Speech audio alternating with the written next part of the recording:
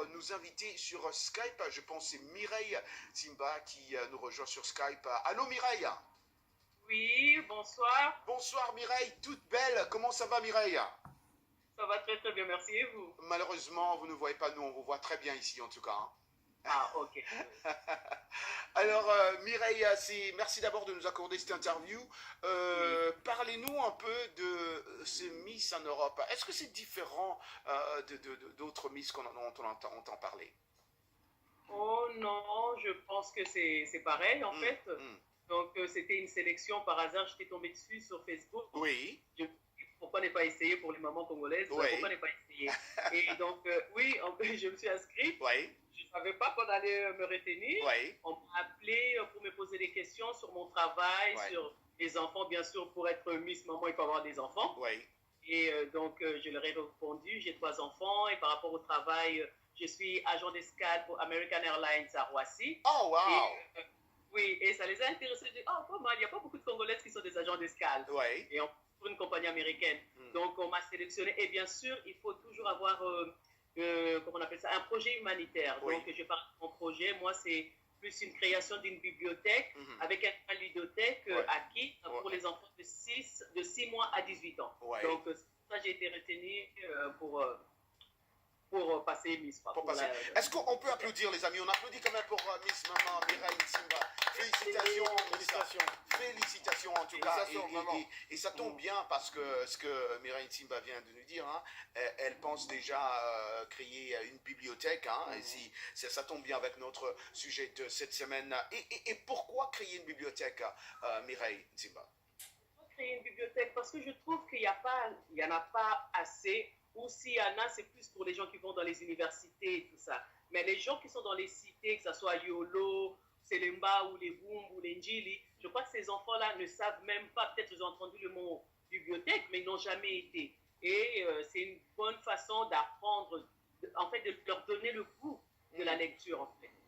Pas seulement les livres qu'on demande à l'école, mais vraiment aller chercher un livre, aller dans un endroit où on peut lire calmement, par plaisir. Donc c'est pour ça que j'ai voulu vraiment créer une bibliothèque. En fait, c'est ça mon projet. Une très très bonne idée, Miss Maman Mireille Timba. Restez avec nous. Nous revenons avec vous pour en parler un peu plus. Merci beaucoup. Restez avec nous.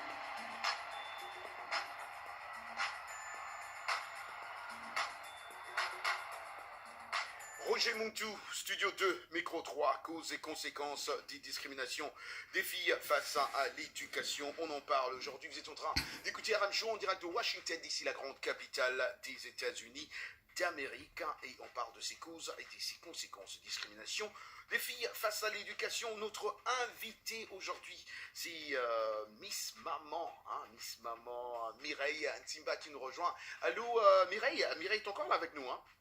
Oui, je suis toujours là. Voilà. Oui, je vais pas bouger. Alors, Mireille, Miss Maman, c'est Miss Maman RDC ou Miss Maman, comment ça s'appelle?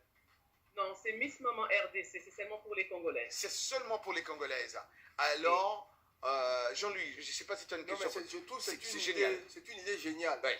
Et son idée de bibliothèque, en tout cas, vraiment, c'est tombé droit du ciel parce qu'on en a besoin. Ouais. Nous, on a grandi hein, à l'époque du Zaïre. Avec les livres, il y avait des livres, il y avait quand même des bibliothèques, il y avait des choses, on arrivait à lire. Mais aujourd'hui, les enfants ne se retrouvent plus. Tu vois, si bien que ce que vous faites, c'est très très important. Hein. Continuez en tout cas, félicitations. Merci. Miss Maman RDC, Mireille, est-ce que je peux dire que vous avez un très beau sourire? Je ne voulais pas vous faire rougir en tout cas, je ne voulais pas faire rougir. Non, je ne rougis pas. Je ne m'attendais pas à ça. Je pense que c'est ce qui m'a intéressé lorsque Maman Mireille nous a parlé de booster un peu la culture de la lecture. Parce qu'il faut dire qu'au Congo, cette culture-là n'existe plus. N'existe plus parce qu'aujourd'hui, par exemple, lorsque vous allez acheter des beignets au coin de l'avenue, vous voyez, quand on vous donne même l'emballage, vous sentez que ça veut, mais ça c'est un livre qu'on a coupé, carrément on a détaché des feuilles pour essayer de faire l'emballage. Donc c'est pour dire que, bon, quelqu'un m'a dit, c'est le devoir de latin, mathématiques, physique. Si tu veux cacher un trésor à un Congolais, il faut le mettre dans un livre. Parce qu'il n'ouvrira ça jamais. Il n'ouvrira ça jamais, donc il ne va pas lire. Tout se cache dans les livres. Alors maintenant, moi, ma préoccupation, Maman Mireille, c'est de savoir qu'est-ce que vous faites dans cette bibliothèque. Est-ce que vous avez pensé à mettre des livres en langue vernaculaire? Parce qu'il n'y a pas que le français ou l'anglais. Il faut que nous puissions aussi aider ceux qui ne connaissent pas ces langues officielles d'accéder à la connaissance. Oui. Si, c'est dans mes projets, parce que c'est vrai que la plupart du temps, on a des livres français, et souvent, il n'y a pas beaucoup de vérité, c'est déguisé, en fait, la vérité est déguisée. Donc, j'avais pensé tout justement, premièrement, avoir comment on appelle ça, les auteurs africains, premièrement, c'est pas mal, les auteurs africains, parce qu'il y en a beaucoup, et il y en a qui écrivent très, très bien. Et bien sûr, si on peut avoir... de livres en langue vernaculaire. Vernaculaire, ouais. Lingala, Swahili, Congo, Chiluba. Ouais. Je sais ce que ça veut dire, mais sauf que j'utilise pas souvent le mot. Donc oui, ça serait bien, ça serait vraiment bien. Comme ça nous apprendra, disons, à nos enfants à apprendre la langue. Parce que moi-même, je suis Mukongo et j'aimerais vraiment parler le Kikongo. Oui. Donc, si on a des livres à nos langues vernaculaires et si, même que ce soit pour les enfants des tout petits et même pour ceux qui auront 17-18 ans, apprendre leur langue. Parce que maintenant, c'est très difficile quand on va dans le Bas-Congo, il n'y a plus beaucoup de gens qui parlent le Kikongo, quoi. Sauf si on rentre vraiment à l'intérieur, on rentre vraiment un peu plus loin. Mais si on va vers Mbanzangungu ou les Matadi et tout ça, les Kikongo, vraiment, c'est pas ça. Donc, même, je crois que c'est pareil pour tout le monde, pour toutes les régions, quoi. Les jeunes n'apprennent plus leur langue. Donc, ça serait vraiment, c'est vraiment une idée, ça serait vraiment bien, de toute façon, de trouver des livres dans ces langues-là pour les faire apprendre à nos enfants. Ça, c'est sûr. Mireille, une autre question. Notre sujet de cette semaine, chaque semaine dans cette émission, on débat sur un sujet et ça tombe bien parce que là, vous pensez déjà à une bibliothèque et nous, notre sujet de cette semaine, c'est la question de savoir quelles sont les causes et conséquences des discriminations des filles face à l'éducation. Aujourd'hui, on voit qu'il y a moins de filles qui sont scolarisées par rapport aux hommes, aux garçons. Vous avez parlé des Banza Mungungu, Matadi, partout là-bas. Hein, et selon les statistiques, 132 millions de filles âgées de 6 à 17 ans sont encore privées d'école. 132 millions de filles dans ce monde. D'après vous, Mireille Nsimba, quelles sont ces causes ? Je crois que les causes, c'est très simple. On pense qu'une fille n'est pas importante. Une fille est faite seulement pour nettoyer la maison, faire le ménage en fait. Certaines personnes, dans certains coins du monde, on ne peut même pas penser qu'une fille peut devenir quelqu'un en fait. C'est ça le problème. On dénigre les filles, donc automatiquement on dénigre les femmes. Dans certains pays, que ce soit dans l'Asie, qu'on prend l'Inde et tout ça, ces pays-là, où on peut aller dans les pays arabes et même dans les pays africains, pour eux, une femme est là, une fille est là, simplement pour aider sa mère, pour aider à la maison, et de toute façon, parce qu'elle est faite pour faire des enfants.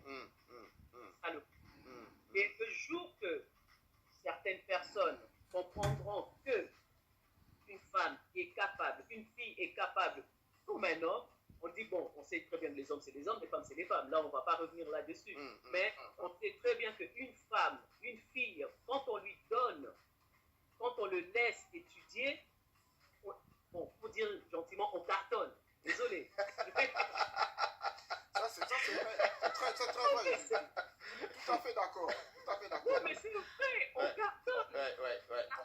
On est sérieux. On s'applique aux choses quand on nous le donne, quand on nous laisse le choix. On s'applique. Donc, je crois qu'il faut dire à ces hommes-là, je suis désolé, ma façon de parler. Non, il faut nous dire, nous sommes là, il faut nous le dire. Ça, c'est vrai. Ces hommes-là, que le temps préhistorique est dépassé. On n'est plus l'homme de Cro-Magnon. Et même si on regarde chez nous, les Bantous, chez nous, on est matriarcat. Donc, ça veut dire que les femmes ont des responsabilités. Pourquoi on ne nous donne pas ces responsabilités en nous laissant partir à l'école tranquillement, quoi? Oui, mais ça c'est vrai. Et même un point sur lequel je viens de penser, il y a des religions en fait qui encouragent un peu ça, alors qui écrasent la femme par leurs règles. On utilise la religion même pour les soumettre, ce qui n'est pas, quand on y pense vraiment. Jean-Luc Mafema, tu utilises... J'ai jeté un pavé dans la mare. Non, tu as utilisé le mot se soumettre. La Bible dit, et nous avons un frère ici, Alain, et contredisez-moi s'il le faut, mais la Bible dit, femmes, soumettez-vous aux hommes.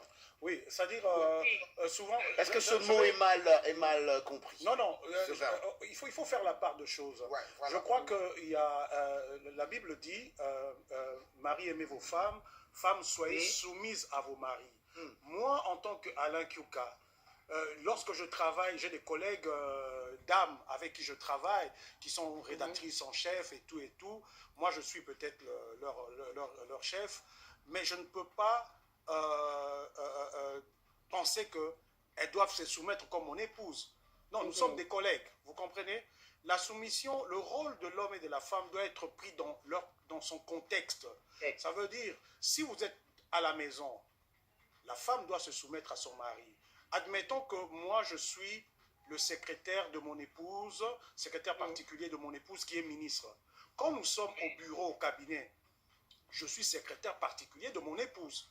Je dois obéir à ses ordres parce que c'est mon boss.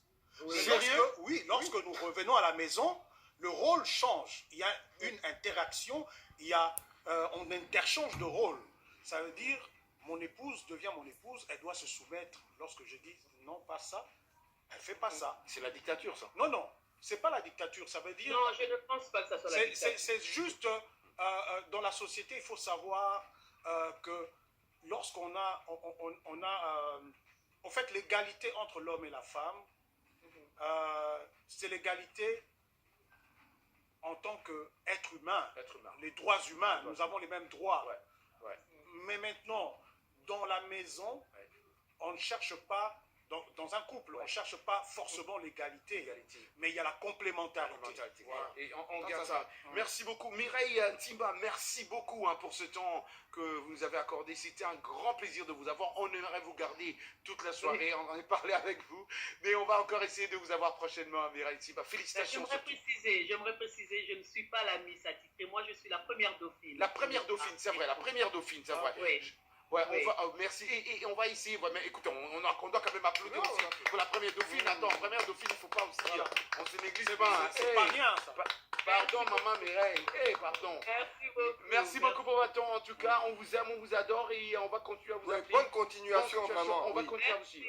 Merci. Voilà, c'était Mireille Timba et on va écouter ce morceau. Tu sais, je vois ces dernières années, je crois que tout ce que nous avons enduré a réveillé beaucoup de gens et beaucoup de gens font. Parce que chaque jour, j'entends quelqu'un qui fait quelque chose pour le Congo ou pour la société. C'est incroyable. Chaque jour, je découvre et ça me fait vraiment plaisir, quoi. Je peux aller dormir tranquille. Alors, toi, en même étant congolais, donc ça te fait